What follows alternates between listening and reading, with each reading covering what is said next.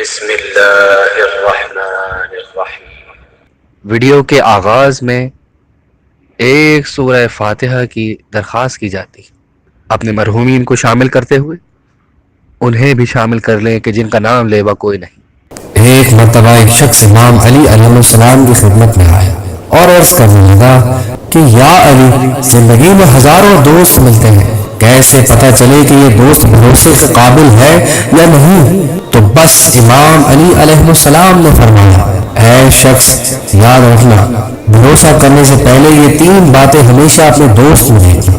ایک کہ تمہارا دوست تمہاری خوشی میں چھپا ہوا درد محسوس کرتا ہے، دوسری بات کہ تمہارا دوست تمہارے غصے میں پوشیدہ پیار محسوس کرتا ہے، اور تیسری بات کہ تمہارا دوست تمہاری خاموشی میں پوشیدہ وجہ جان لیتا ہے۔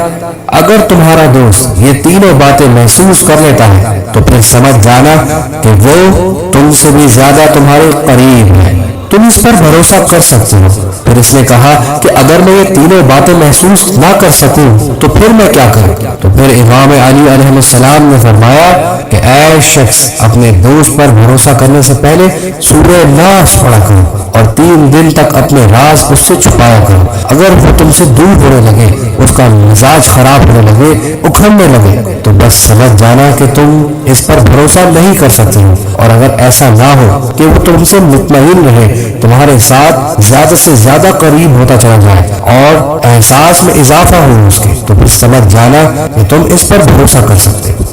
امید کرتے ہیں ہماری بنائی ہوئی ویڈیو آپ کو ضرور پسند آئی ہوگی۔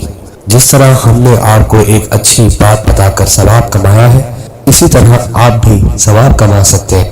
صدقہ جاریہ سمجھ کے اس کو شیئر کریں اور مزید اچھی باتیں جاننے کے لیے سبسکرائب کریں۔